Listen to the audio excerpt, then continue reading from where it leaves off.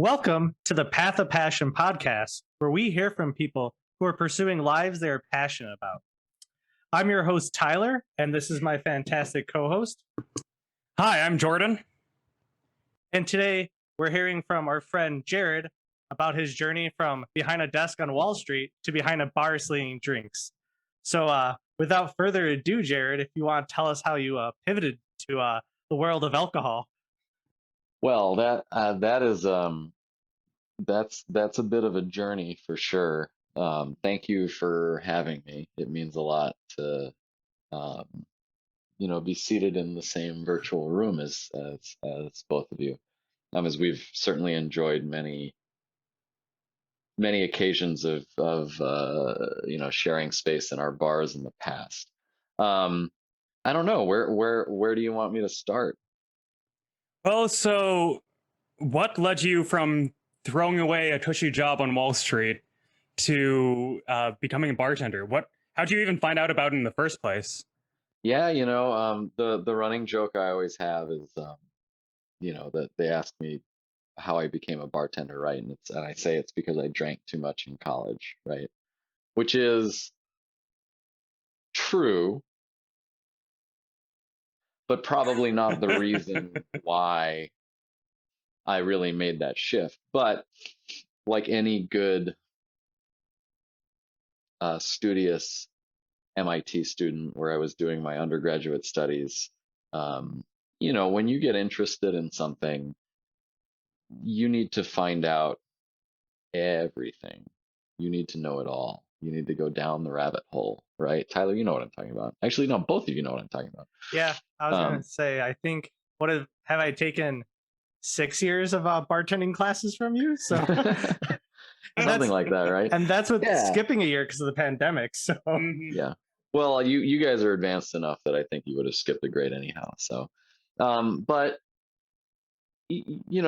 that's how I got interested in all this. And how do you learn, right? You learn by reading, you learn by watching and listening. But you also learn by doing, right?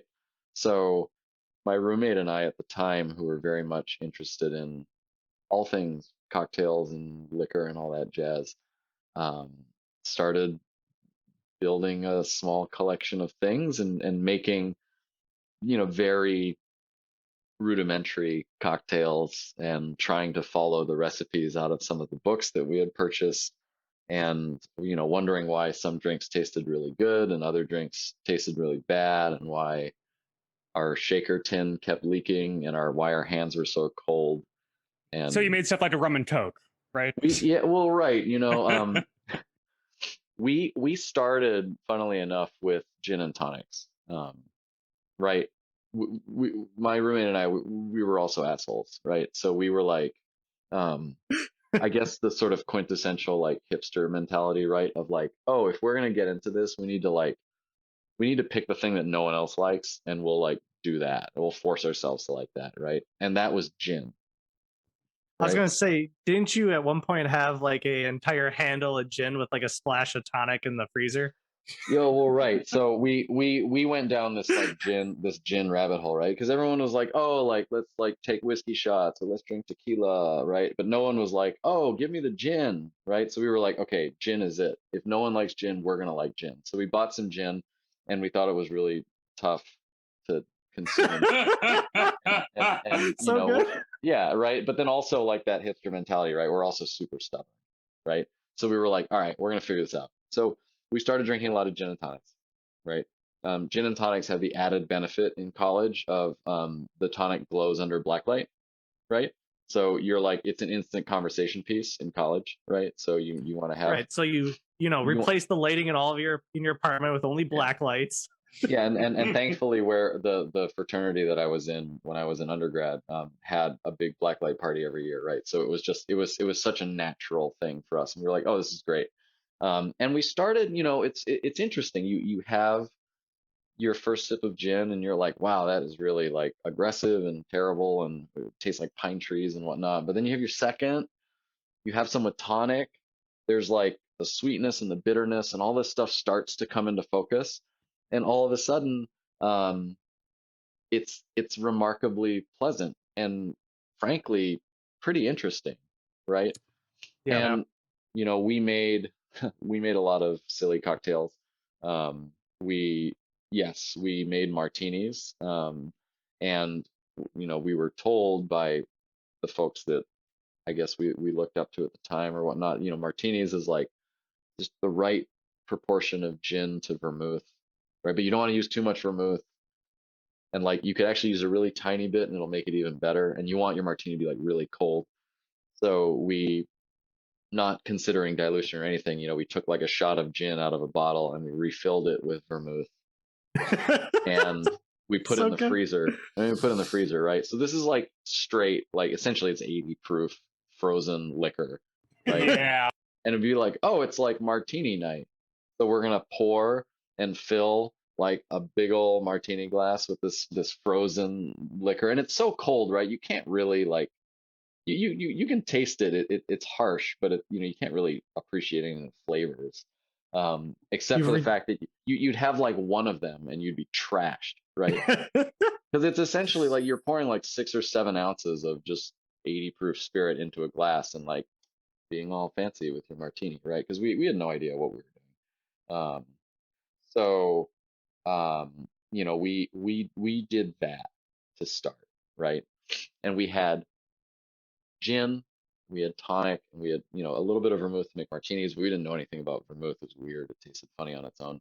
And we slowly like accumulated lots of different gins, and this is where it all sort of started, right?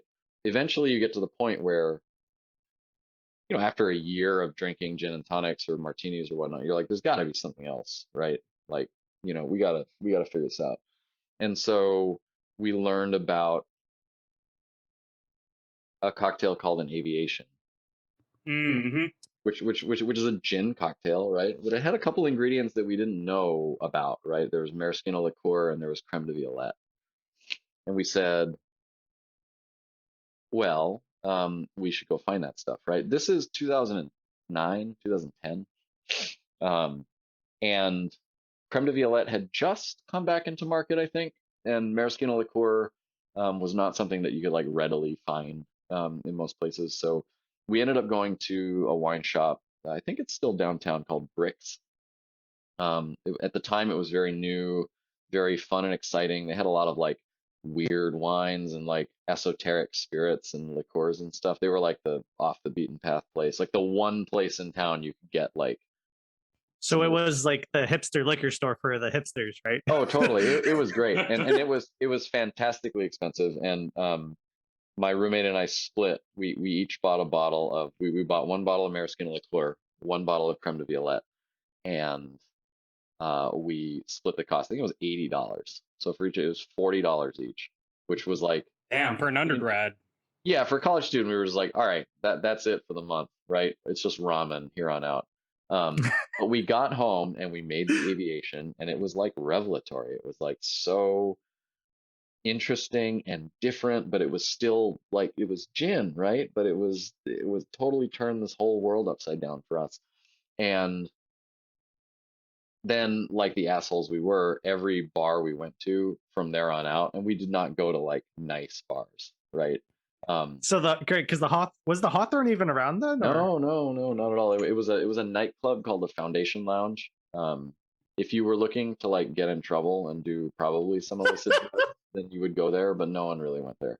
Um, but like, yeah, we'd go to like just like college bars, right? And we go up to all our friends are drinking beers or like, yeah, rum and cokes or like whiskey ginger, this and that. And we'd ask like the bartender, like, can you make us an aviation? And they'd look at us like we had like three heads. And we were just like, oh man, like no one knows this drink, but it's this thing we saw in a book and it's really cool. And it wasn't until we, my roommate and I actually had dinner at Craigie on Main, the Oh restaurant that yeah, yeah, I yeah. that I eventually worked at. And and now we, you work at it good. I do, yeah. We sat down and I'll remember this clear as day. We were sitting in this banquette in the corner and the server approaches us and super kind. Her name was Inez, and she asked if there was something, anything we could bring us to drink, right? We're like two like I just turned 21, right? So I was like, definitely not. I mean, I look like a kid. I still look like a kid. And I said, can I have an aviation, right? At this point, I've done this like probably 30 times, right? And I'm already prepared for the response, but I want to ask anyways.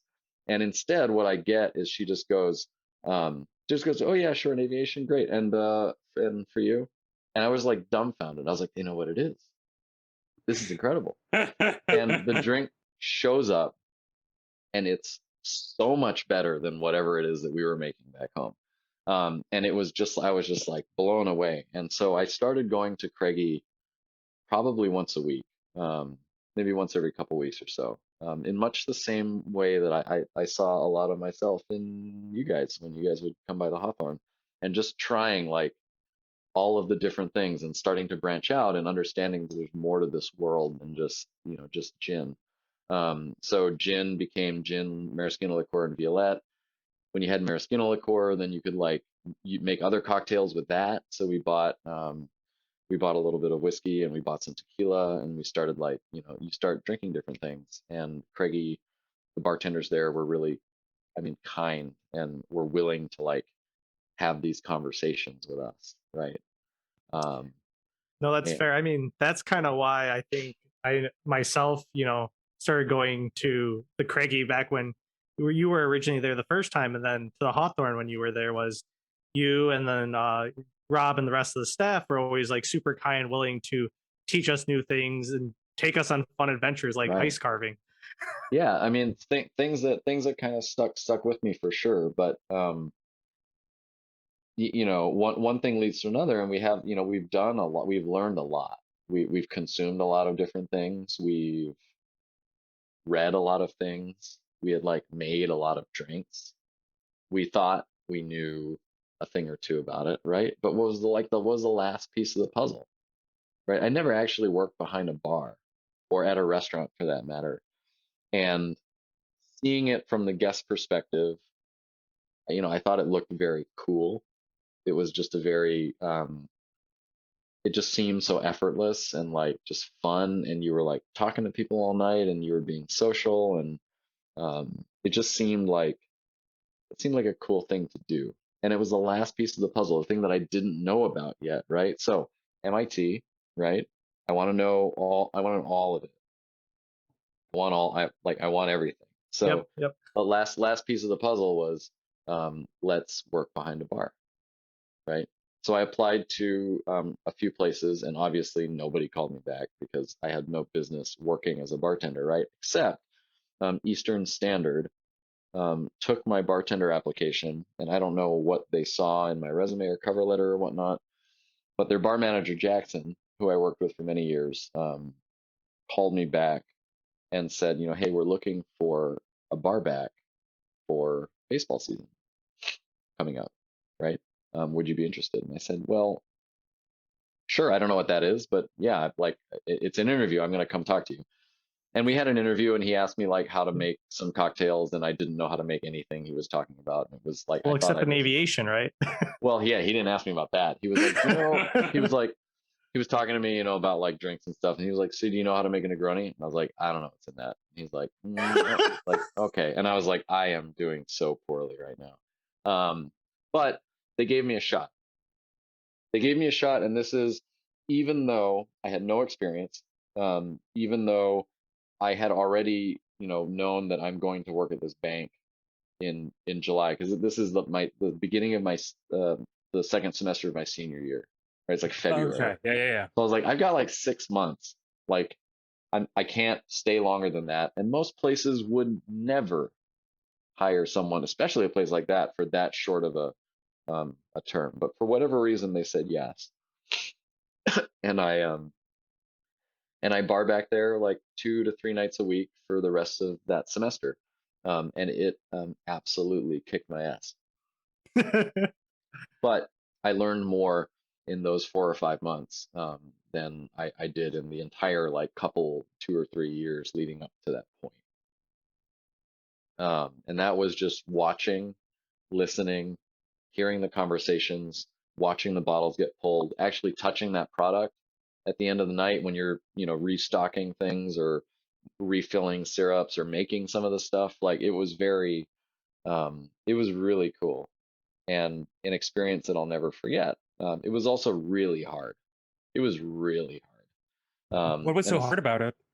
I mean, you're talking about a bar that seats 22 people, right? That completely fills up 5 people deep during baseball games, that are making nice, right? Nice cocktails at a very high volume, but also serving like a bunch of beer and a bunch of food and a bunch of this and that. And so there's a lot to do.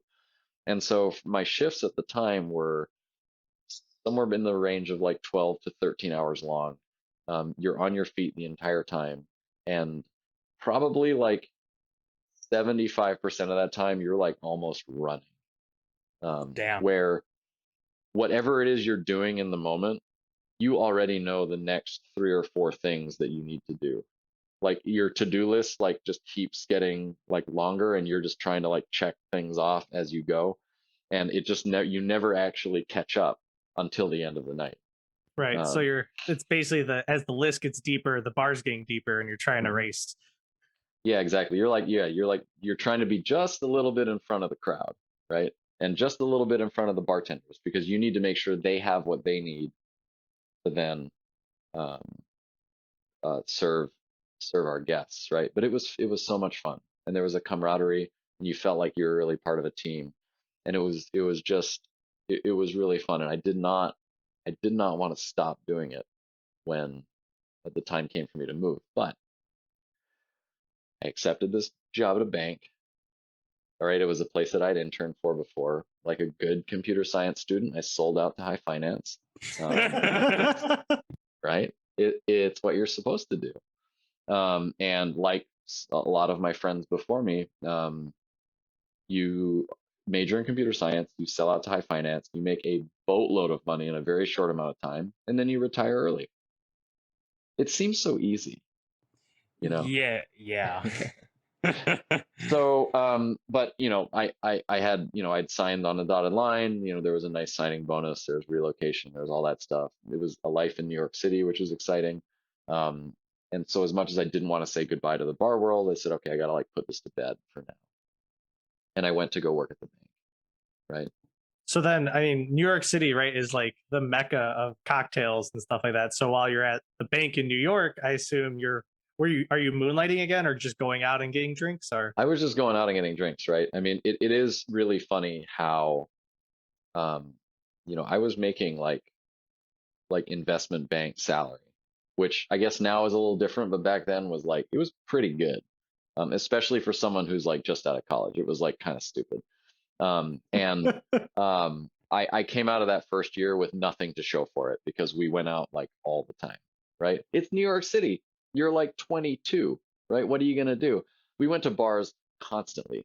We went to dive bars, we went to nice bars, we went to clubs, we went to all these different places, and we got to see a lot of different things. But because I had worked in that restaurant, Eastern Standard, it was a totally different experience now going out because the curtain had been pulled back. I could see things happening that I didn't notice before. I understood the dynamics of how some of these places worked. And Can it you give was, some examples? yeah, I mean, like, right, I was talking about how like the bar just seemed so effortless and just so fun and like kind of straightforward, but I could see where the stress points were. I saw the expression on other staff members' faces. I could see how the number of people in a space would affect how the bar staff would operate, and it led me to frequent some places that, much like Craigie, would like humor my constant questions and conversations and whatnot. So a bar that was very important to my time in New York City was a bar called the Pegu Club. The Padu Club that the Padu Club drink was named after. Well, no, that club was in what was then Burma, but now is modern day Myanmar. Was a British officers club in the Okay, 19 okay. in the early 1900s, and this bar was an early cocktail bar in the New York City scene that was named after that sort of era, as it sort of evoked that. Now, they served a great Pegu club there for sure, but they served a lot of great drinks, and had a really just tender bar staff that humored me, and I went there every Monday. I got out of work maybe half an hour earlier than I probably should have, and I took the train down to Houston Street, and I walked 3 blocks and sat at that bar for probably 3 hours, had one too many drinks, and then made my way home. Um, and again, that was the sort of thing where I learned a lot there, right? But I got about 6 months in, and I was starting to get a little itchy, right? My roommate and I, he was at Brown Medical School. He came down. We threw cocktail parties at our tiny little apartment in New York City. We got to make drinks. We loved making drinks. I was constantly experimenting at home, making whatever we could. And we come to um, finally, I sort of needed to bite the bullet. I was like, I gotta work in a bar again. I really need to, right? But I was on this path with this investment bank, right? Like I'm going down a different road. So how is this gonna work, right? So I started working weekends at a cocktail bar Okay. and at a cocktail bar near where I lived in the East Village, a little bar called Elsa. And I started as a host. They needed someone to host, which really was like I had a like a notepad and pen in one hand, like figuring out who's gonna sit down next in the tables and stuff. And then on the other hand, I had a beer because you just drank while you worked. It was weird. Um, Wait, Okay. was that everyone or just the host? it was everyone. It was crazy. And one thing leads to another. Like they knew that I had like bar back before, but I mean, obviously it doesn't mean anything. But I was a host, and then one day like their bar back called out sick, right? So I was like I can do that, and they were like, oh really? They're like great, like do it.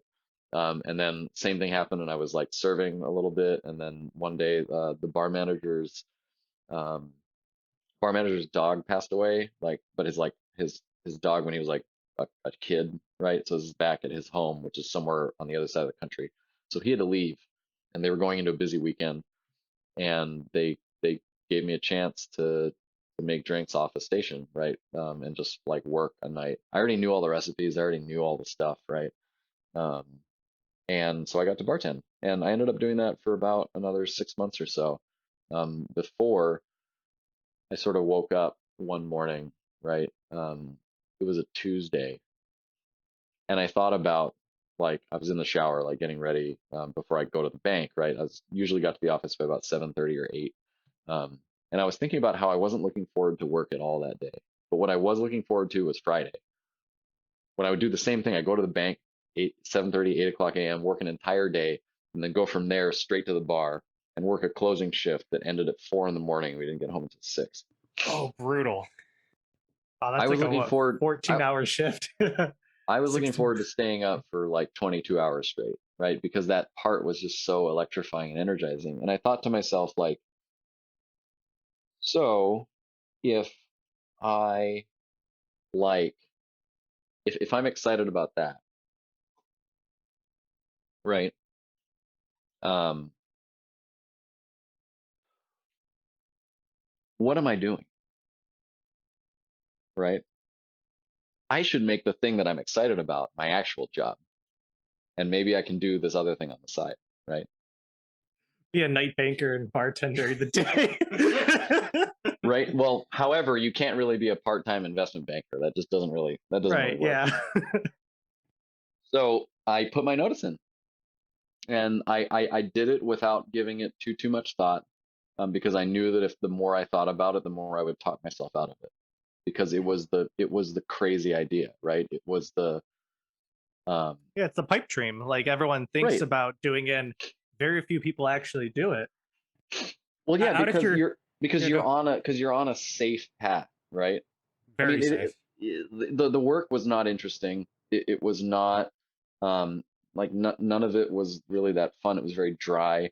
And again, like the place I was working, they employed 125,000 people around the world at that point in time. So you didn't matter, Right, you right? were You a like very small cog in a in a hu- ginormous machine. in a huge machine, right? And that was very different for me, coming from a relatively small school like MIT, and coming from a fairly small town in California where I was born and raised.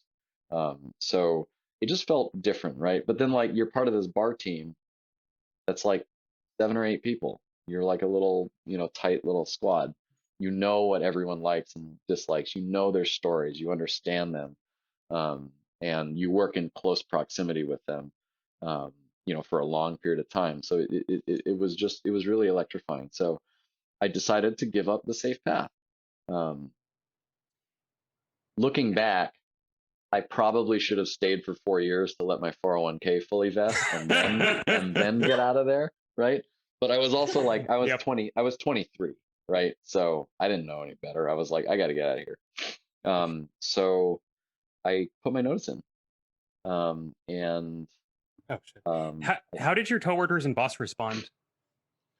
my boss, who I'm still in contact with, her name is Elaine. She's a wonderful, wonderful human. Sort of supported me through that. She knew I was interested in that sort of thing. I mean, she was kind of like over the hump of the banking world or whatnot. She was there because obviously, like, she was good at what she did. She So was she getting wasn't just there to wait for her 401k to invest then. no. I mean, she had been in the industry for probably a couple decades at this point. And but she, like, I mean, she was comfortable where she was. She was making a ton of money, right? And a lot of people in that industry, right? You make your money so that you can go afford to do the things you want to do, like on the weekends, or afford the nice place that you want to live in, or go on those vacations that to far off places, right? So as a bartender, that was certainly going to be different. And she really supported my decision to do that, and sort of help me navigate that. Now, the rest of my coworkers were like, "What in God's name are you doing? Like, Yeah. you have got to be kidding me. Like, you're gonna leave this to go, like, be a bartender? Like bartender, um like the sort of derisive, like, oh, you're just gonna be like someone, you're gonna serve other people, you know, Yeah, I instead mean, of like, yeah. kind of the idea that like they're not really respecting it as a craft. They're just Mhm. saying like someone who, right, they're treating like someone who just pours a glass of water when it's so much more than that.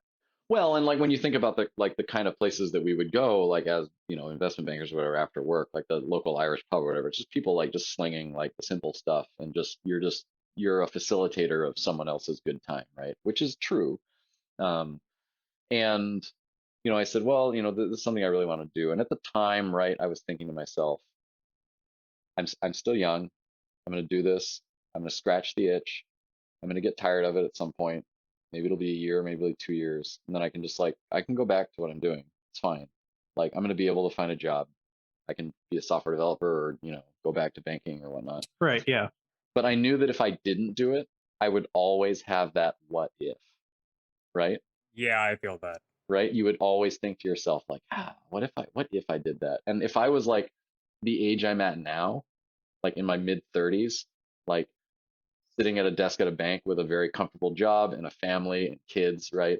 Like, there's no like, I'm gonna quit my job and go be a bartender. Like, that works even less than it does when you're like 23 and stupid. Yeah. So yeah, and then I mean, really, my return to Boston was part practical and part sort of happenstance. I was the thought was that I was going to go back to MIT to get my MEng, my fifth year master's degree in computer science, which I had qualified for but couldn't take because I had already accepted this job. So I was going to do that, and then I'd bartend on the side. And I called Eastern Standard and I said, hey, do you need a bar back? I come back with you guys, and I want to like learn and whatnot. And they said, sure, that sounds great. Then I don't know if you all know Ann Hunter, Oh yeah, yeah, I know in her. in Yeah. in I've met her.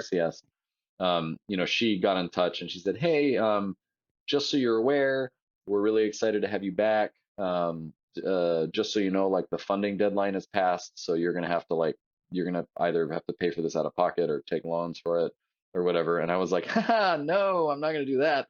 I'm gonna defer for one more year, which was the maximum amount of time you could defer, was 2 years. And I'm just gonna bartend. I'm gonna take that part-time job and make it a full-time job. Was Um, that like, were you already back in Boston then when you decided it was going to be full time, or did you? I was like about to move back. Okay. It was still, um, I was still like a little ways out. I think it was like a couple weeks away when I found that out, and I was like, ah, crap. But I'd already like signed a lease on a place. Like I was already making the moves back there. I couldn't turn back at that point. Um, and so I was like, well, I guess I'm gonna do this thing and be full time. So I came back to do some scouting, and I went to Craigie, and I mentioned to their bar manager at the time that, oh, coming back. My grad school plans fell through, so I'm just like, I'm gonna work full time at Eastern Standard or whatnot. And I got a call that night that said, hey, we're looking for a bartender. Would you be interested? And both a great decision and a bad decision. I called Eastern Standard and I was like, hey, remember all those plans we talked about? I'm not gonna do that. Instead, I'm gonna go work at Craigie on Main. Because they were offering me a bartender gig, right? And that's what I Yeah, wanted to yeah, do.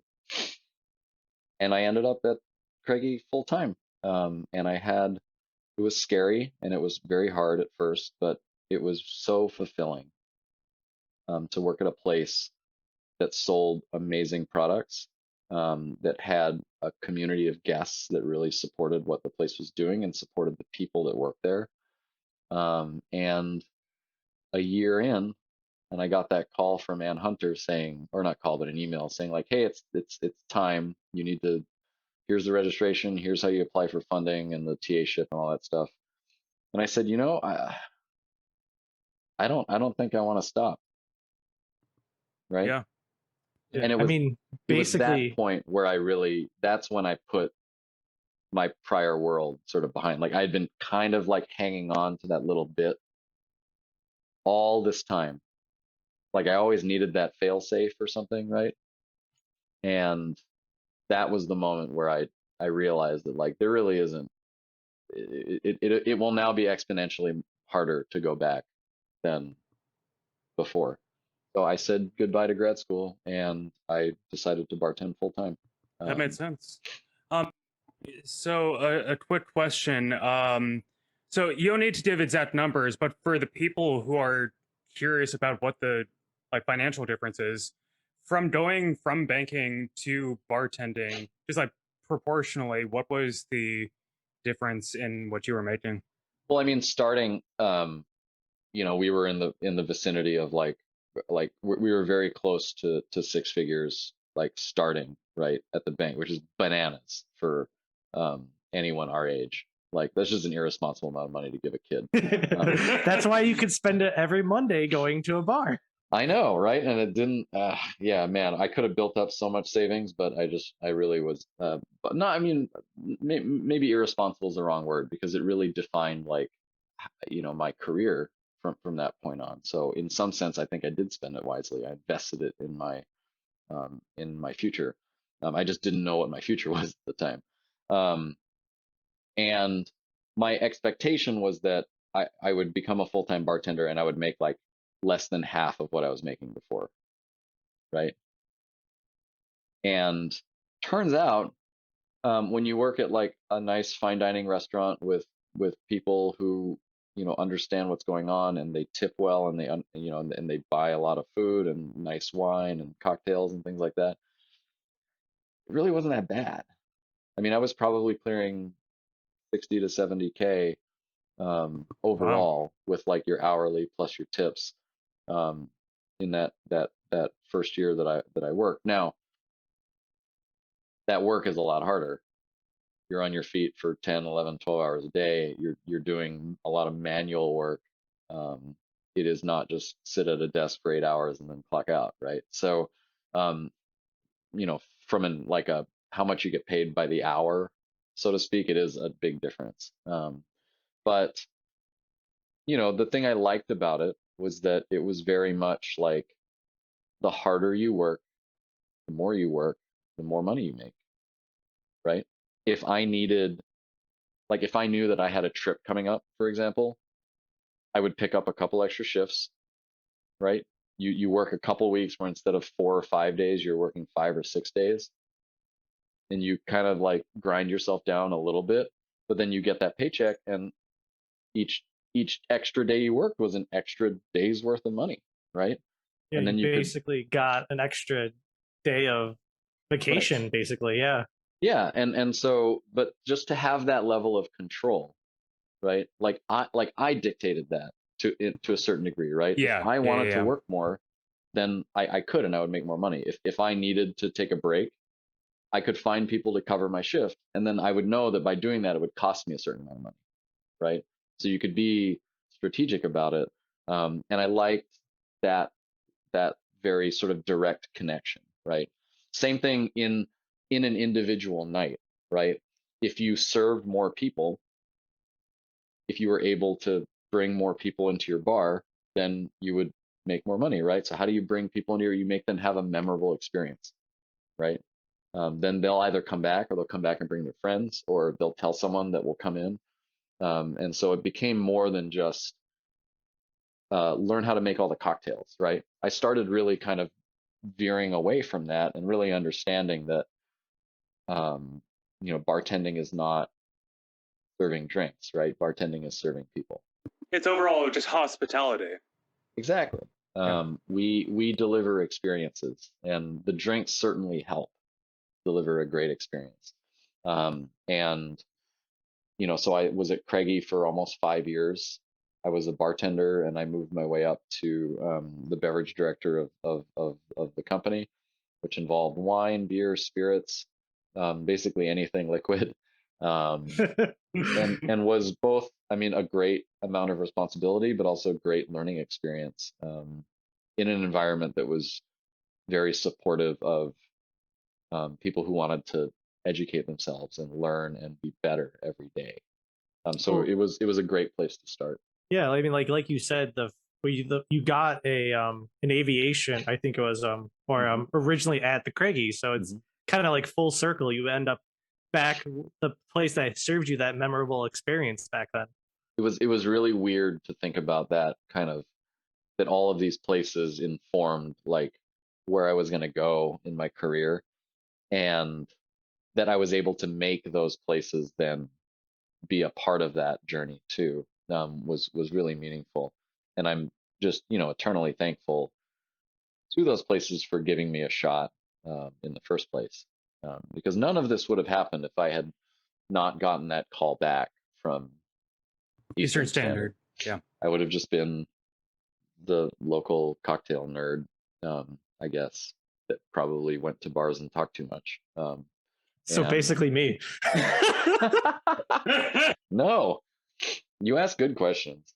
I didn't know what the hell I was talking about when I was doing that. I would just parrot stuff out of the books I was reading and things like that. Um, but yeah, it's weird to think about now that like I'm far enough away from all that where I'm like I'm like everyone else in this industry now, right? I've been a bartender for like 10 years, right? Um, when I was very new at this, it was always like like he's doing this thing. He was, at an investment bank, or like he was like he's like an MIT grad or this and that. Now that doesn't really matter anymore. What matters is, how we've worked at the places that I've been to, cultivate an amazing staff, um, to make an impact on these people's lives, um, and to really like relate to our guests in a way, that you may not get at most every bar, um, and that's what ends up defining us, as opposed to like where you went to school or what you studied or what you're doing before, right? Some people are like, oh, I was like going to be an artist, or I was going to be like an actor or whatever, and you fall into this thing and you end up loving it, right? And that's where a lot of us, um, sort of share that same experience. It's just that we all came from very different places, but we fell into this for all the same reasons. I mean, that's fair. I mean, I've always like, I mean, having, and then now Jordan's been doing it too, been going to like the cocktail classes Mhm. you and everyone have offered at the Craigie and the Hawthorne. Like it, and there's like tons of bars in Boston, and for I have not seen many of them because we keep coming back because we have such a good time and we know everyone and we like to be around not just you guys serving us drinks, but like as friends. Like I like hearing about your guys' days and everything now. Right. It's interesting to hear about like what cocktails are being experimented on and various aspects. Yeah, I didn't realize, at first that like going to bars and whatnot, that I would ever be like friends with these people that were serving me, right? It seems so strange because growing up, like we would go to a restaurant. I mean, it'd be like an Olive Garden or like like honestly, a nice night out was like a Long John Silver's, right?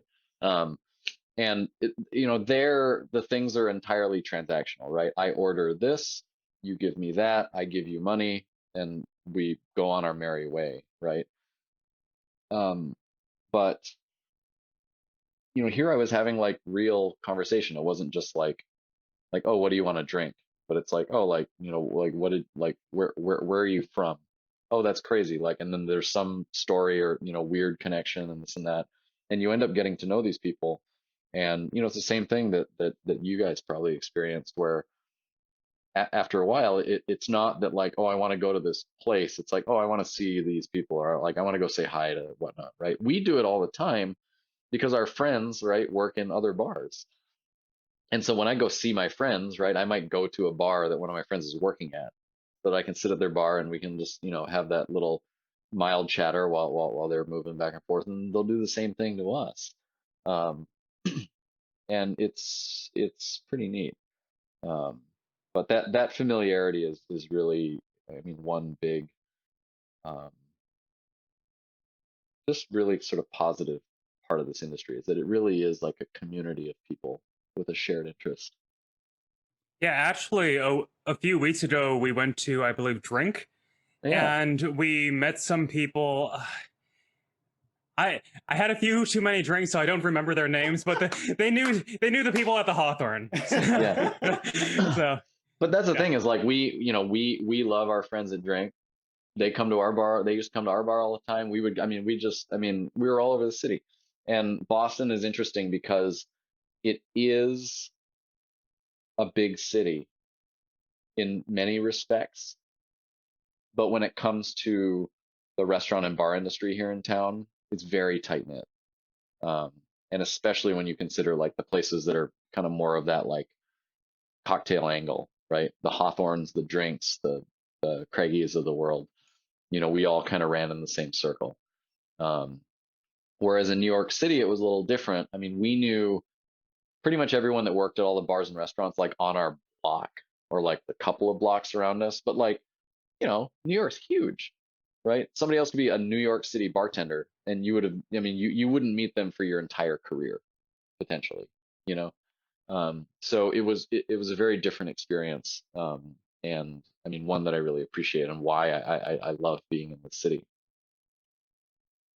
No, that's fair. I remember like when Amanda was going off to do something new, like we all went to a bunch of different, that bar crawl starting at the Hawthorne Mhm. afterwards, and just like actually just seeing all the people you guys knew was absolutely insane. It was like every bar, like, oh, hi Amanda, like like so Well, I mean, partly because we would only go to the places where we would know people too. So it is so it's that's a it's like a little self-selecting, right? But um, we're not celebrities by any stretch. It's just that these are our friends, right?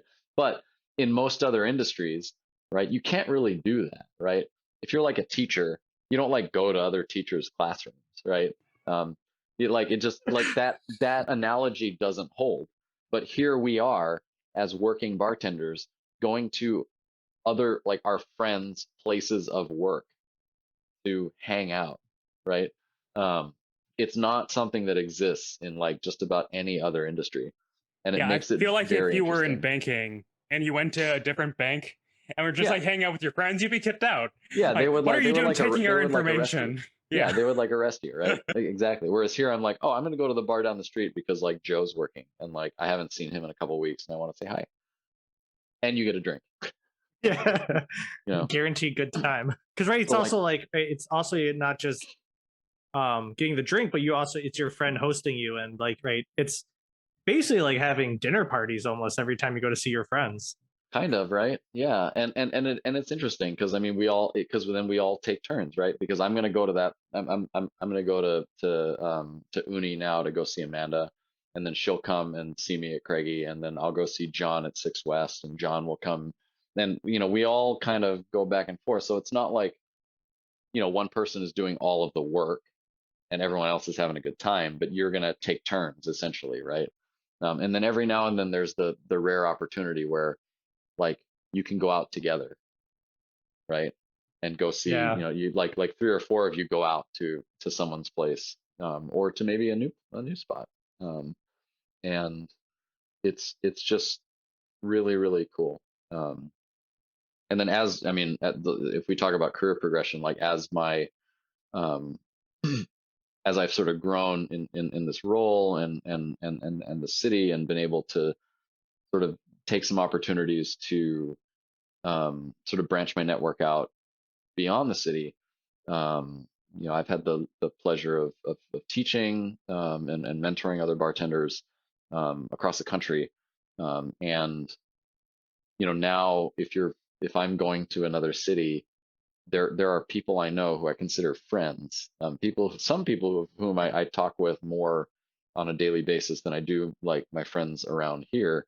That's awesome. Um, I have bars to go to. I have places to stay. I have um, it's a whole community of people that are like looking out for each other. The one anecdote that I'll share is when I was flying to Guadalajara, to visit the tequila making region, right? Yep. Um, and it's United Airlines, right? The flight was canceled or something happened. That's typical United. It's always like we have mechanical failure. It's your job to fix the plane. Like, Right. Yeah, exactly. And so I missed my connection and I was going to be stranded in Houston overnight, right? They give you like the BS like hotel voucher or like the $5 coupon to the food court or whatever, and it's like this is useless. to Long John Silver's. Yeah, I know, right? Oh yeah, taste of home. Um, and I pulled out my phone when we landed, and I called a friend of mine who works at a bar called Anvil in the city, or who worked at Anvil at the time, and I said, hey, Alex, are you working tonight? I'm gonna be inadvertently in your hood. So I wanted to like come out and get a drink. And he was like, "What?" He's like, "You're here?" He's like, "What's going on?" I was like, "Oh, my flight was canceled and I'm gonna have to like, you know, like figure that out and we'll fly out in the morning." He's like, "Dude," he's like, "Don't get a hotel." He's like, "Stay with me." He's like, "Here, take an Uber to this address, come in and you can come sit at the bar. I'm closing up and then we'll like go out and like have some drinks and I'll show you around." And I show up to this bar. He has a drink waiting for me. He has food waiting for me. The kitchen was already closed, but he got food Hot so that because he knew I damn. needed something to eat. He closed up his station and then we headed out and he took me to like three or four different bars to like meet his friends in the city. And then we went back to his place and I had a couch to crash on, an espresso in the morning and a ride back to the airport, right? And like that doesn't happen in a Yeah, lot of that's like other industries. that sounds like something you would see in like a sitcom. Like, you're able to crash and you happen to know people, but like Right. for it to be an occurrence that happens in regular life, especially just through people you've met through your job, not through like Yeah. hobbies, like that's incredible. Right. So like that's what keeps us that's what keeps us going, it's and especially over the course of this past, year and a half. It's that community, both of the guests who come in and support us, and then the other bartenders who may be dispersed far and wide, but we all, right, we share a common set of skills, and in some sense, like it is a little interchangeable. As a bartender, you have a highly mobile skill set, right? You can work just about anywhere in the world. It's the same tools, it's the same set of motions, right? But the people are different. Um, the culture might be different, so it becomes a really interesting way. And I've seen a lot of young bartenders do this now, where they'll take 2 years and they'll just move to a different city, and they'll just work. If they grew up in Kansas City and they go, great, I'm gonna go to Portland, Oregon for a couple of years and just like see what's up, right? they have marketable skills. Right. Yeah. They can do the work, right? Bartending is pouring, right? I've told you this. It's pouring liquids from one container to another container. That's like really you're pouring from one container to another for 12 hours, and then you clean a bunch of sticky stuff, and then you're done, right? Um, but then they get to learn from the people that are coming in, from the other bartenders they're working with. They get to see a different city. They have time off, um, and it becomes a really interesting way to see the world. Um, Well, I mean, and you also kind of inadvertently did that by bartending in New York for basically 6 months before coming back to Boston. right. And I still keep in touch with some of that New York bar family, even though it was a very small slice of time in the grand scheme of that career. Um, but they're connections that you make that last a really long time, which is really cool. Yeah, I really don't think that kind of thing happens in other industries. Um, I think you, like the conference circuit. I think in some industries, right? yeah, no, that's fair. You go to conferences to like network, and that's where you make some of those connections, right? It But can, like yeah, you know, I don't, but I like mean, I don't know, okay, like as someone who goes to conferences, yeah, part of my job, like uh-huh. all the friends I have from my conferences are people I've taken to hotel bars. Like after, not even during the actual conference, Sure, like who you hang out afterwards. So right, like, right. But like I mean, I don't know how many, like I don't have intel into that those sorts of industries, but I can't think of many industries where like, oh, you make these like professional connections at these conferences, but like if you're flying into like another town or something, like you're not gonna just like call them up and be like, hey, let's like hang out, like, let's go get drinks. Like no, they're gonna be like, yeah, no, you're I'm right. working. Like what are you talking about? Um, so I mean, maybe I'm overgeneralizing, and I know that there are, I mean, there's a lot of um, those sort of global connections that certainly happen, especially in like the LinkedIn era that we're in now. But yep. with the bar world, it's so effortless. It's really cool. And it's really something that has kept me very energized and excited about the world that we exist in, even through its challenges and whatnot. Yeah, for sure. So you've mentioned as a bartender, you've been a bartender, you've taught classes, and those are part of the things that have been in your, and you've also had to go to Mexico to actually like visit the tequila distilleries. So what is the breadth of what you can do if you go into the bar industry? What are the opportunities? What's the trajectory? Is there a trajectory? Yeah, I mean there are now. There weren't really for a long time. I mean, I think for a while you either you would bartend because you wanted to open your own place at one point in time. But what that kind of place was very simple and straightforward. I'm talking about like the 70s, the 80s, the 90s. There wasn't really this idea of like these bespoke cocktails or, like a lot of the book study that goes into learning about some of these places. Those didn't exist. Um,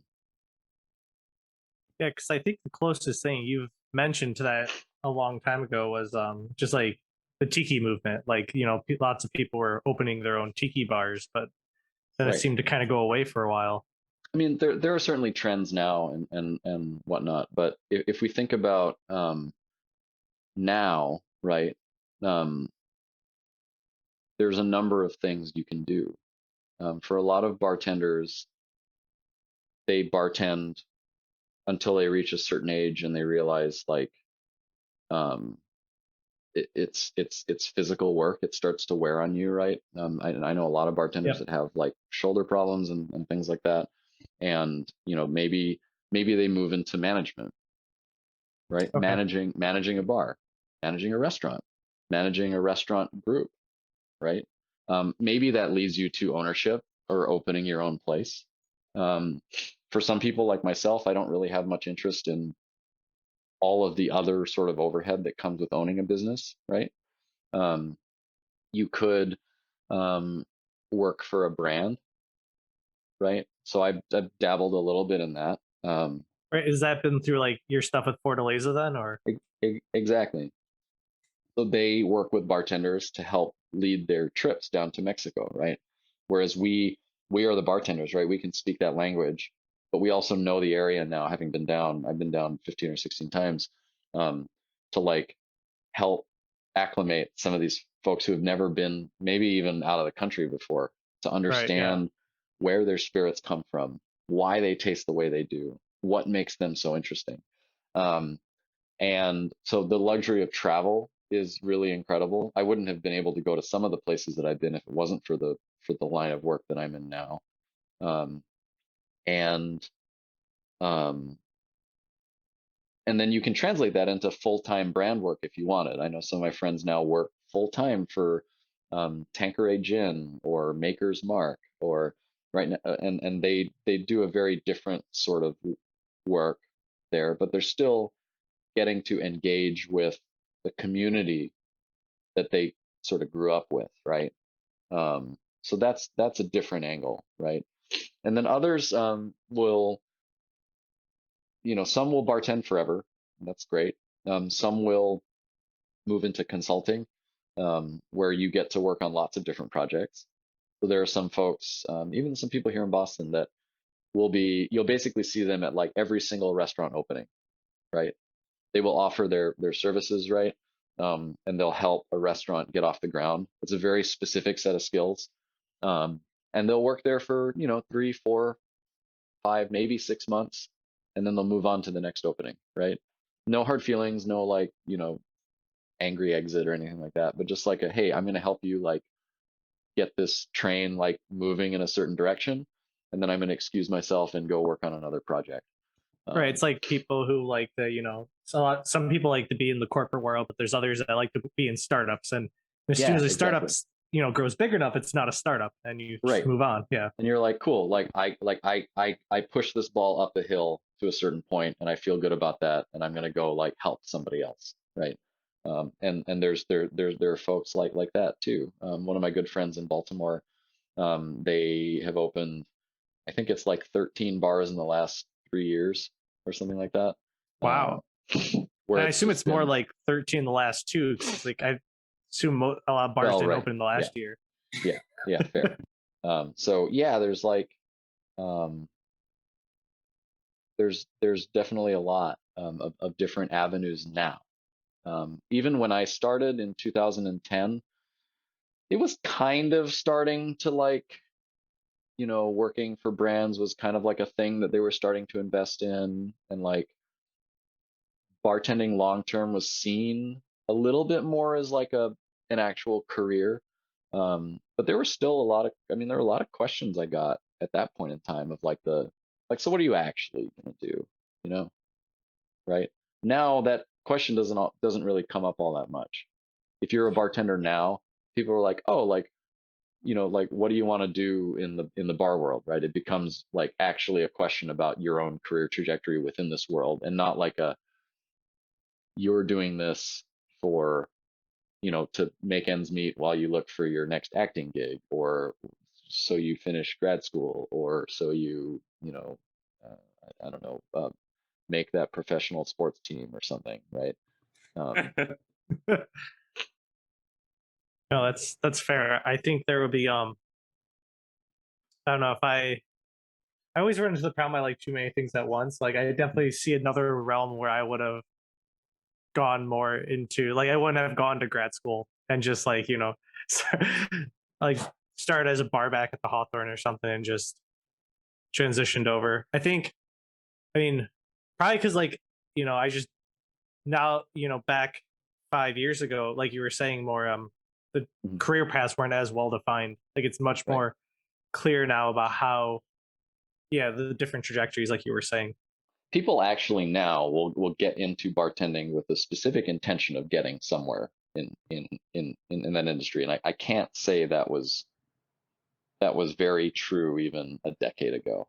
Really? So like they would want to become brand managers or Yeah, some folks would like, oh, like I want to work for this brand, but I need to understand like the bartending space first, right? Or maybe they majored in marketing, and they're gonna get a job with a company that works with liquor, but who is your audience, right?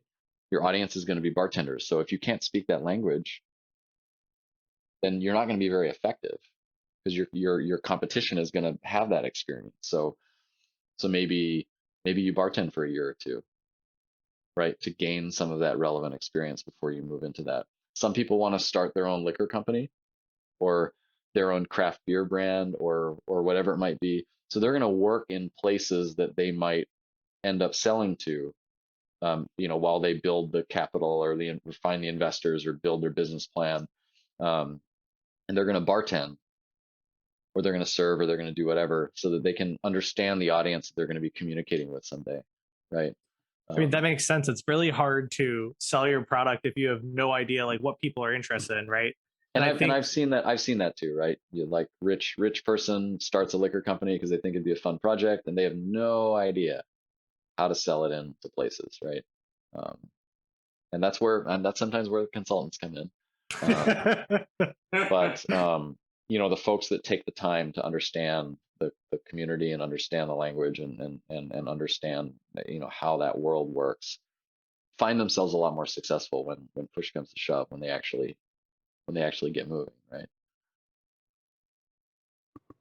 Sure. That's fair. I definitely, it's been interesting, like, taking a bunch of the classes through the Hawthorne and also just seeing over the last 5-6 years about how when there's like industry events like Redbreast comes down and like is talking about their whiskey, like how the way they describe stuff over time has changed. I remember there's been a lot more push towards like quality and stuff like that in the more recent years, whereas I think in when back before cocktails were really reemerging again, it was a lot of people were like, well, if you can get drunk on anything, why would you necessarily have a cocktail if it's going to be $12? And now people are saying like, well, why would I? Now people are more interested in like, what is the ideal vodka for this choice or this ideal gin? It's definitely like changed a lot, I think. Yeah, the language has definitely changed, right? When I started, people were interested in like where their food was coming from, right?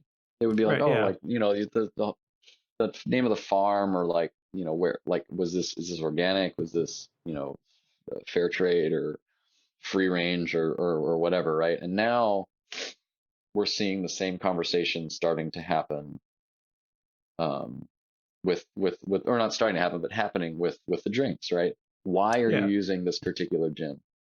Why did you shake it and not stir it? Like, how come, how come you measure this but you didn't that? Or like, what is this liqueur? I don't know what it is, but I want to I want to understand it. So um seeing the sort of guest universe starting to come along for the ride too, that's incredibly validating for us, right? Because we spend a lot of time learning all this stuff for like our own edification. Like you would know all this stuff and then you wouldn't be able to communicate it because no one cared, right? Um, that's why like I have a lot of respect for the folks that, I mean, like my mentors and the people that came before me, because they were really operating and doing a lot of this stuff that we do today at a time when nobody gave a crap, Yeah. right? When Eastern Standard opened in 2005, I remember Jackson was telling me, like, he was talking about like when he was interviewing for the bar manager position there, like he was going to do this like bespoke Manhattan service and craft cocktails and this and that. And Garrett, the owner, right, at the time, he was like, look, man, he's like, we're around the corner from Fenway Park. I need the beer to be cold. That's like, Oh man. Yeah. like the Totally rest of different. that, I mean, doesn't like what does it matter, right? And turns out it did matter. But it's because the audience, right, is changing too. And now, I mean, even at the Hawthorne, right, you would see like those pregame days where a family with like a bunch of Red Sox jerseys and stuff would come in and like order like fancy cocktails before the game because they wanted to like have that experience, be able to have a conversation, not have a bunch of people crammed into one space, and then they're going to go to the game. Well, yeah, and also, right, I'd much rather go before the game and like be sober and enjoy the drinks I'm having, and then get trashed on $9 beers, and especially if the Red Sox are losing, right? So Right. Yeah, exactly. So it's just it's really interesting. And I don't know how it's gonna, we talk a lot about like trends, right? And like, oh, what's gonna happen in the next 10 years? Like, we don't know. Right. Um, Yeah. COVID is gonna make its mark for sure on how bars and restaurants operate. And I wonder, what long-term impact it's gonna have on, that sort of relationship between guests and bartenders and how the bartending community operates and whatnot. It's definitely going to be different. We don't really know how. Do you feel like there's going to be more home bartending, like more delivered drinks, more just making drinks at home, or? I mean, there was definitely some interest in that. I mean, I personally, I taught like 20 or 30 cocktail classes over the course of the pandemic, to varying sizes of groups and things like that, of like teaching you how to make cocktails at home. Um, there were lots of bars that did cocktails to go. There were bars that sold you the components to certain cocktails that you could recreate them at home, right? Cocktail books and the recipe guides and those beautiful coffee table style books and whatnot people collect those, and they look really nice, and they've got a lot of good recipes in them. And I know a lot of folks that are home bartenders that do that sort of stuff. But Yeah. maybe I'm staring at a couple right now. Yes. Yeah. Yeah. I mean, and then, Right. well, yeah, and then now Lauren, my girlfriend, is doing it with the charcuterie board. So now, Yeah. I'm Oh, trying to get it all. that is a perfect pairing. Look at you. Yeah. See, that's smart. I'm like maybe 20% kidding. The so there is that interest, but at the same time, like, you you don't go to a bar because like you want to like drink these things, right? You go to a bar because you're with friends, you're on a date, you are wanting to see that bartender, you want to have that experience, right? Because if you just needed the drink, it is so much more cost effective to drink at home, right? Yes, Yep. 100%. Yeah. So if that were the reason why bars existed, no one would go to bars. They would go to the liquor store, they'd buy a bottle of whatever, they go home and they drink it, right? But you go to bars because it's more than just the drink; it's the experience around it, right? Yeah, I mean, And like, and even during the pandemic, like, I would sometimes get cocktails to go, and it wasn't because like I wanted a cheap drink. It was because I missed going to bars and seeing everyone and yeah, talking to people and being like, "This is something new. This is exciting." And yeah, I was and sad. Like, yeah, and then and that was like the closest thing to it, right? yes, yeah, And certainly you were supporting those businesses, and that was amazing, and that meant a lot to the people that were making those drinks for sure. It didn't feel good for us either to like, instead of serving people, we were serving little plastic containers or glass vials and stuff. That's not what we set out to do. Um, and so that's the next closest thing. So now that we're back, open largely, people are coming back out to bars because they're not because they want to be in that environment. They want to feel they want to smell it, they want to see it, like hear the music and the clinking of the glassware and the conversations and whatnot. It's all part of that. I'd like to Yeah. hope that after this past year of not being able to go out, people have a better appreciation of the hospitality industry in general. Because there is so much more to it, as you've been saying, than just getting the food. Like I can make some of the meals and drinks that I have when I go out, but you aren't just going out unless you're going to Long John Silver's.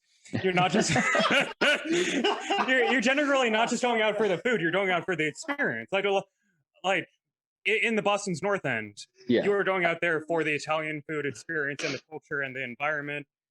And they're in general with a lot of the service, with most of the service industry, the hospitality industry, really, Mhm. it's about having an experience that you can't get at home. Right. Yeah, and I mean, like I don't want to discount like the folks that are working in places like that by any stretch. I mean, they're doing work that is arguably a lot harder than what Right, we do. right. And you know, there's certainly something to be said about that. But yeah, like in terms of the actual experience, like when you're thinking about a fast food joint, like it is really like a, hey, how are you? What can I get you? I order these things, out it comes, and that's like the end of your relationship, right? Um, you know, whereas like at a bar or a restaurant, right, you may be sitting down for like an extended period of time, right? A place that serves you a tasting menu, you're going to visit that table 10, 11, 12 times, right? If you don't have a conversation with them at some point, it's weird, right?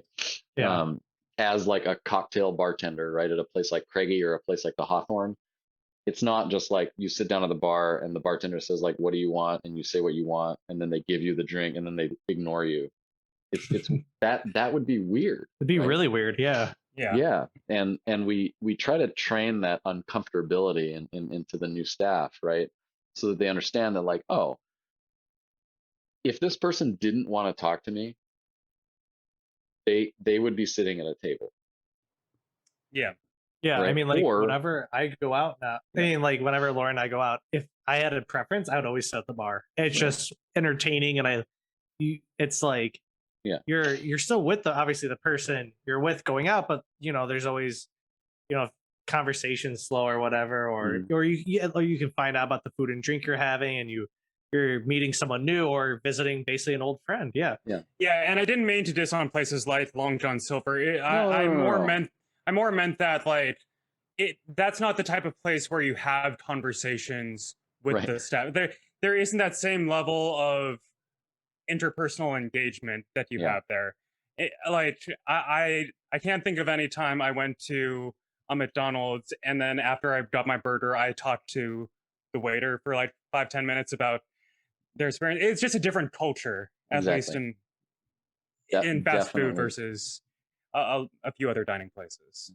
definitely true. And those environments, I mean, are it is interesting to see how they will evolve and change as we come out of this, right?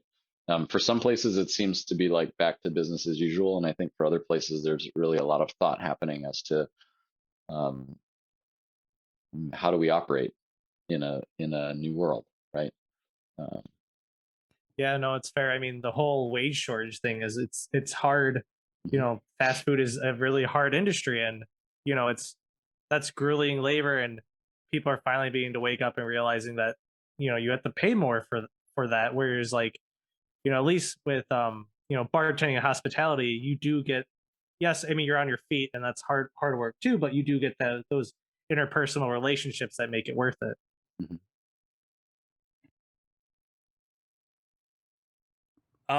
So on a completely different note, Fun, um, earlier you mentioned shaken and stirred, yeah. and something that when I was the first I ever heard of cocktails in general was from 007 James Bond, where Sure. he had a martini shaken, not stirred.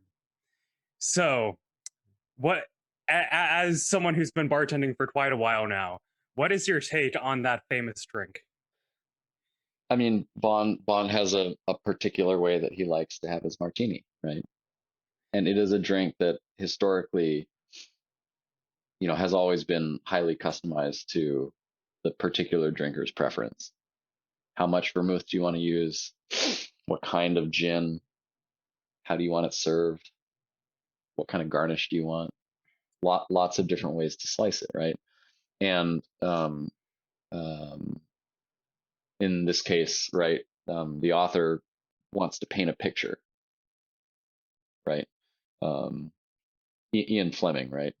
Yeah. Or Yes. yeah, thank you. And that's how you paint a picture, not by some guy going up to a bar and saying, "I'd like a martini, please," right? But they're gonna say like the way that he wants it says something about it, right? I think it's a great drink. I think it's great the way that he ordered it. I think a more historically traditional martini with a lot more vermouth in it that's stirred to keep that sort of velvety, crystal clear texture is great too. You shake something because you want it really cold, You shake something because you like those little air bubbles that help lift some of the aromatics out. You like the little ice chips that float on top of the glass. The preference, right? Um, now we would never train someone to do, if somebody just sat down and ordered a martini at the Hawthorne, that's not what we would make. But every now and then someone would say, like, I want a martini, I want it extra cold. I want it, can you shake it so I get the little ice chips, right? And ways Yeah, I to. mean, I remember from the classes that you taught, like I remember one of the first things you had us do was make a martini both ways, shaken and stirred. And as much as in general, I do prefer the traditional stirred martini, but when it's 90 degrees outside, it is really refreshing to have a shaken martini. It is, right? Yeah. Exactly. So there, and again, it's a time and place, right? Depending on where you are and depending on where you are in the night, and there's any number of things that might be appealing or not. So I don't think there's always like, there is no like magic bullet drink, right? A drink is going to be highly tailored to not just a particular person, but a particular person in a particular place at a particular time, right? With a particular history behind them that's going to inform whatever it is they're going to drink right then. So like a handle of gin with a splash, one shot of vermouth. Yeah, right. That was generally a poor idea anytime we pulled that bottle out. But it was informative. It was informative. That's fair. So I guess a question I have now is how do you feel with everything reopening up? Is like, has the energy been brought back? Like, people, is it approaching to what it was like before the pandemic right now? Or Oh, we're still very much in a stage of growth again. I mean, people are starting to venture back out.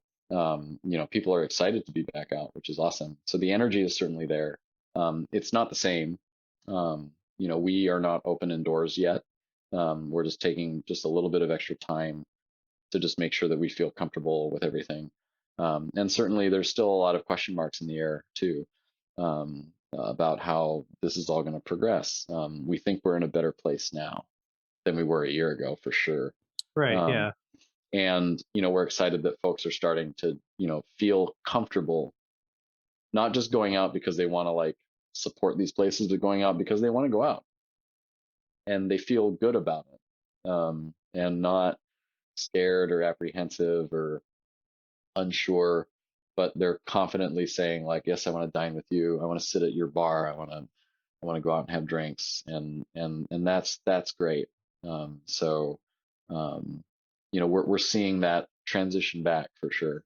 But I don't think that it's going to go like all the way back to like, we're not going to wind the clock back to February of 2020, Sure, right? yeah. But we're going to end up at some other place that's going to be like, okay, this is great, right? And we're going to move forward from there. No, it's totally fair. So I guess looking back a bit on your career, what have been some of the highlights and lowlights? Like you've told me some of the highlights of the community. Right. But what do you think in general the most memorable points were, both positive and negative? I mean, the community is definitely like the biggest positive of this, and it's the part that I think a long time ago I probably expected the least, right? Because I like came into this because I was really interested in the drinks, right? I was really into the cocktails and the ingredients and the process and all that crap, right? Um, and as it turns out, the thing that's really kept me in this is the community, right? So that, I mean, that is like the big overarching high point. If we're thinking about like specific instances, right? Like um, it's being in Mexico, watching someone who's never been out of the country before. Some people who this is their first plane trip ever, um, drinking tequila in the place that it's made, smelling the smells that they smell, and seeing the things that they see, and watching that go through their head and percolate, right?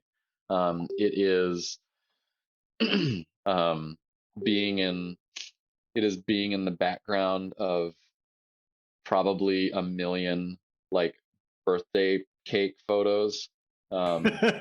Because you like you like serve a cake to someone's birthday, right, in the stone room at the Hawthorne at our private event space. And what do? You bring the cake out and everyone sings and the lights are down, and then, mom or boyfriend or girlfriend or wife or husband or whatever pulls the camera out and you're like, here's your cake. And you're just in the background of this photo of all of these strangers' photos that I'm sure are like floating around on Facebook or, on a wall somewhere, and you're there, right? But you're part of all of these different celebrations and experiences. And that's, certainly a highlight. And then, on a selfish level, the travel is a highlight. Oh, that's very fair. I like traveling for conferences for free, so I definitely understand that. Yeah, but like for us, like it's going to Mexico 3 times a year. It's I taught at Portland Cocktail Week. I um a rum company sent a bunch of us down to Martinique for 9 days. Um uh Stuff like that is wild, right?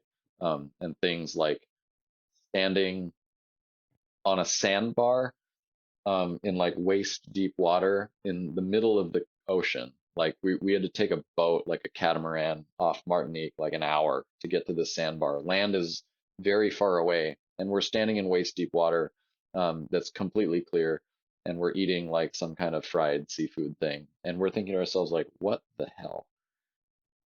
Way better than what I travel for. I was like, we're bartenders and we're experiencing this thing, right?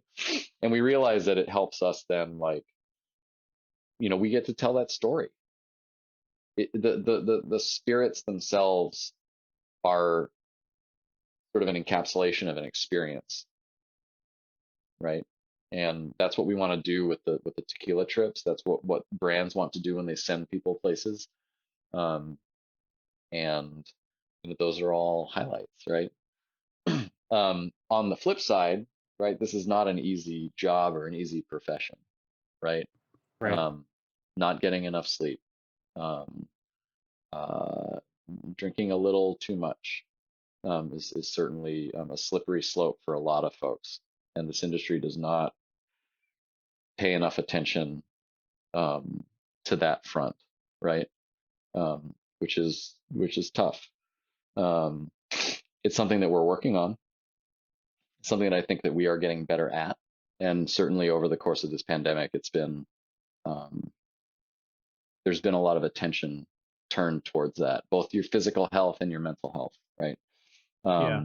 But we've watched people who are near and dear to us,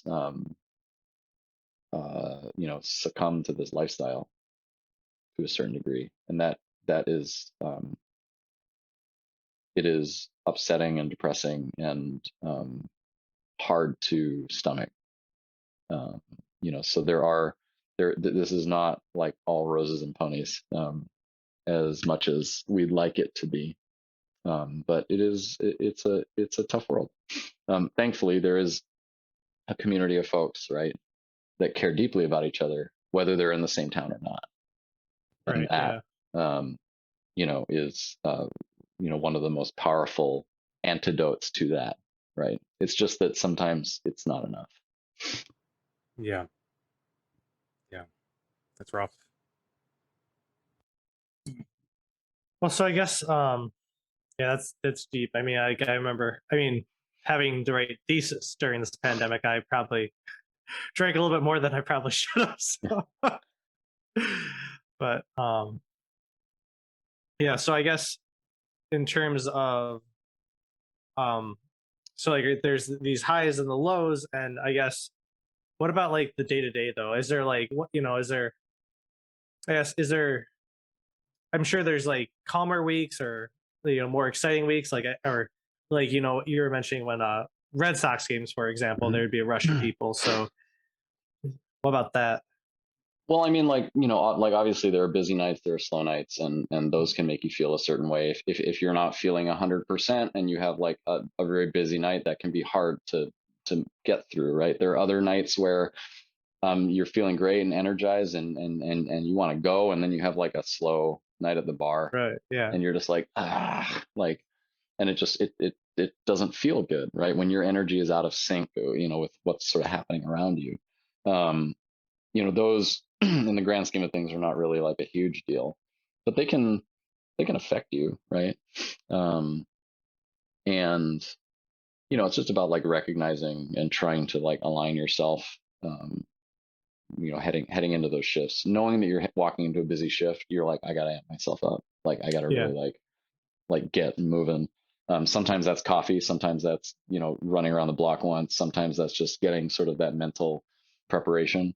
And then other nights, there's ways that we try to like, we stay busy. If we know it's going to be slow, it's like, okay, what big project are we going to do, right? What thing that we feel like we don't have time for? Like, let's create a new cocktail, let's make a new infusion, let's Yep. find a way to use this. And then all of a sudden our time is spent, we're taking great care of the few guests that are in the space, but then we're producing something, and there's some satisfaction that comes out of that too.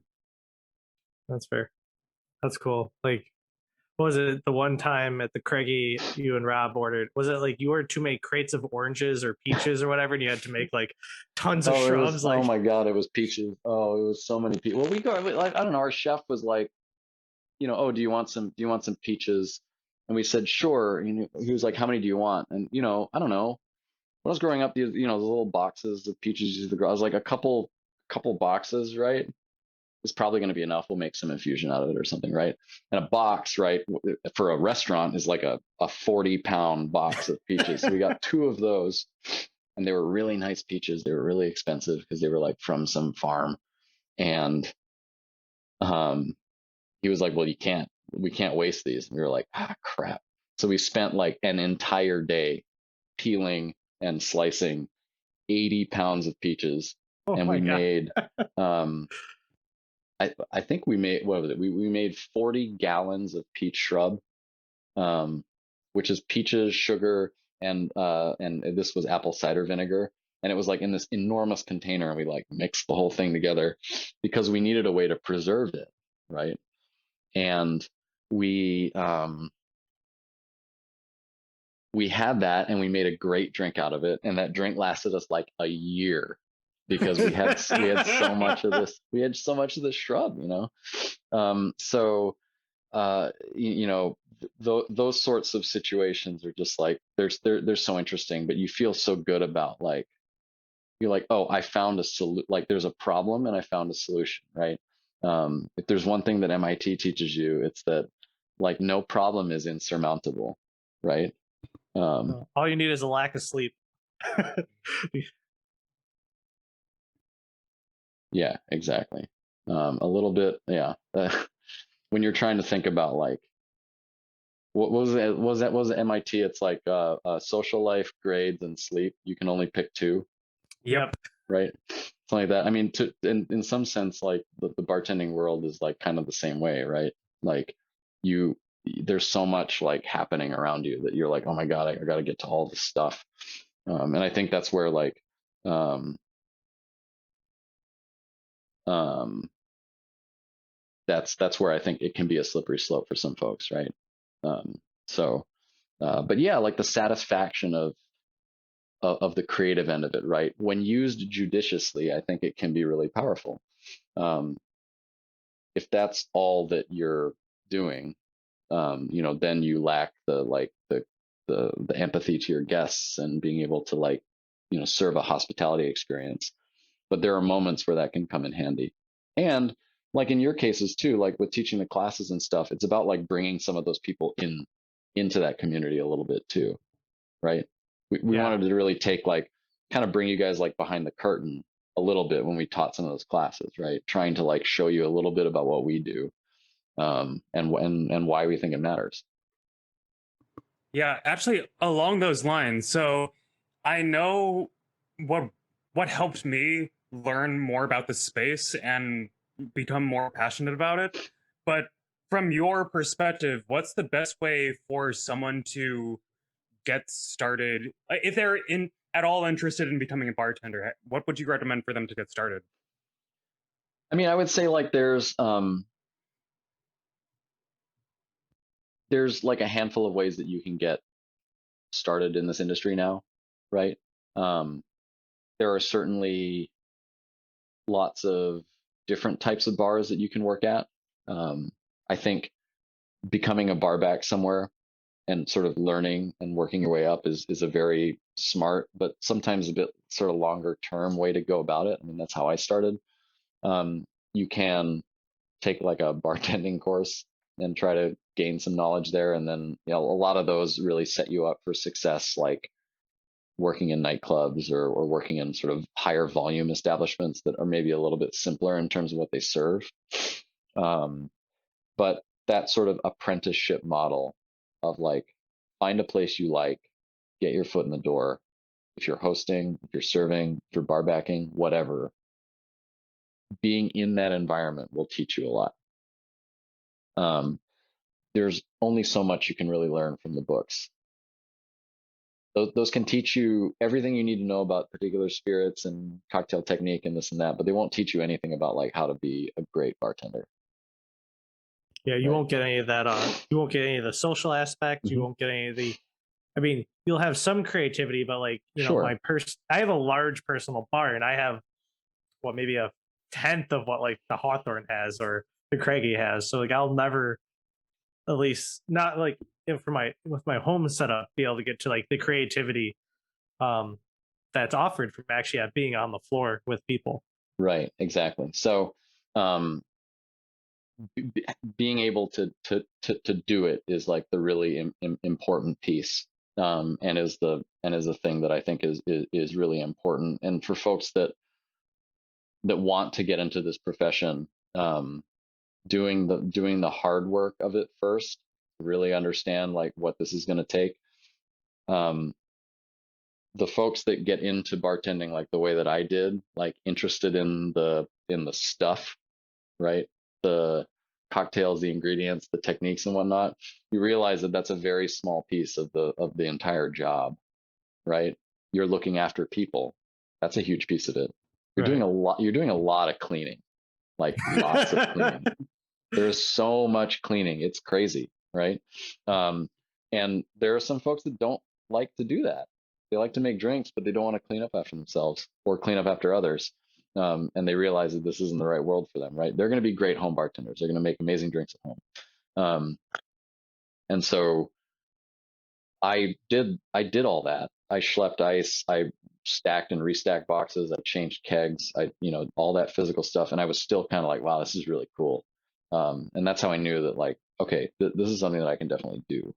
And so when we have new folks start, the sooner we can show them that the drinks are a tool to deliver a great experience, but it is not, the drinks are not the end game. You need to learn them to be able to be functional at your job. But just knowing them alone does not make you a great bartender. Yeah, one of the big takeaways I've had from this entire conversation is that bartending in general is hospitality. The main Mm-hmm. part of it, that is the experience, both for us, the customers, and for you, the servers, the workers, is hospitality, creating the experience and Mm-hmm. focusing on the experience. I think it feels like the best way for everyone to have the best time. Yeah, and that's something that we always preach. It's not something that I think everyone believes, but at least the crowd that we run around with, I think we're all aligned on that front. I could definitely agree. I mean, I can't name. It's literally countless number of times I've gone to the Hawthorne. It's just been I keep coming back because it was an addicting experience, and I got to spend it with you, Rob, and the entire staff, and it was always such a good time. And we liked, and it's such a self-fulfilling cycle, right? Because if you're able to create those experiences for the people, and they come back in, they already know a little bit about what the place is like, how it sort of operates, like what to order and what not to, right? How to engage with people, um, and having people like that sitting on the other side of the bar, they're almost in some sense like an extension of your staff in some ways, right? Um, I mean, how many times have you engaged in conversation with people like sitting next to you, right? No, it's true. I remember Right? Like, I had a and that friend. happens all the Yeah. time, and it's amazing because then we're not the ones telling. Like, it's weird if we, the employees, are telling like someone who's brand new here, like, oh hey, this place is awesome, by the way. Like, we make amazing drinks, and we are the coolest cats, and we tell great stories, and we care about you, right? They're gonna be like, what is your problem, right? But if they Yeah. sit down at the bar and the guy sitting to their right is like, oh, this is your first time here, this place is incredible, like yada yada yada, right?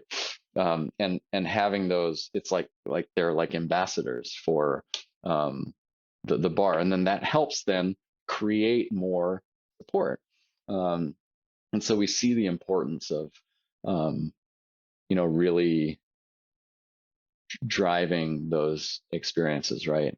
And it makes it very easy when a lot of those people are super cool, right? No, I really, because appreciate then, it. but then if they become friends too, then we are genuinely happy to see them walk through the doors, right? Because we're like, oh my god, this is so cool. Like, we have some idea of what to expect too, um, and that is really special. So it is like this kind of cool like two-way relationship. Yeah, I remember what, and then also since I knew obviously you and everyone at the Hawthorne, when I took my friend Dan out to not the Dan you know, but a different one, out to Eastern Standard, and I was talking about the classes at the Hawthorne, Yeah, and the bartender was, because he obviously knows you and everyone, is like, just gave me a shaker. He's just like, show your friend how to do this. Like, you clearly know how to do it. I'm like, this is amazing. Like, yeah, right. Yeah, it's funny, and that's that community, right? Um, and that's a really that is a really cool anecdote. I did not know about that. yeah, it's I remember it's funny, if I talked about the Hawthorne so much that if the pandemic hadn't happened, like my thesis advisor was like, okay, your graduation dinner, like when Yeah, I finished, he's like, well, I'll pay everyone, bring them over to the Hawthorne. that's awesome. Like, Yeah, sorry we couldn't oblige. it's not like you guys planned on it. Yeah, I know. That's certainly not how we wanted it to go. So Yeah, that's fair. Well, it has been great talking to you, Jared. Thank you very much for joining us tonight. likewise, yeah. Thank you for Yeah. having me. This I is mean, I awesome. feel like if Jordan doesn't cut it off, I feel like I would just sit here talking to you for like hours. Look, I mean, it's really interesting because I mean, like, truthfully, I don't have as much an opportunity to like reflect, right, on the last 10 years plus now, Yeah. in terms of where I've been and how my career has sort of transformed. I definitely thought about it a lot when I was just starting out, right, in those big inflection points where I was making big decisions about it. But now that I've kind of like been in it for so long, um, I don't really take the time to like think about that, right? So thank you for like letting me put some of this stuff into words that I haven't really done in a long time. And I think that um, it's really meaningful for me too. And hopefully it gave you some of the insight that you were looking for also. Of course. Yeah, I mean, I feel like anytime I have a chance to talk to you and Rob or anyone, like I feel like I've always come, every experience is so much knowledge and like just totally different world experience that am I can't appreciate more. Like it's just so valuable. I really appreciate y'all having me. So thanks for thinking of me. Yeah, for Yeah, sure. I mean, you it was funny. Starting out, I was like, who can we ask? And it's like obviously you were like you and was like number one, yeah. Oh, well, I appreciate that. That's awesome. Now we all appreciate what you guys brought to the table time and time again. And yeah, we look forward to the next opportunity to be able to actually share space, right? The same physical space again, whether that's at a bar or somewhere else, who knows? Yeah, hoping to see you soon. Yeah, I love Yeah. that. That's it for today's episode. If you enjoyed it, we'd really appreciate if you gave us a like. And if you gave us a hug, We really do like hugs. maybe a pat on the back too.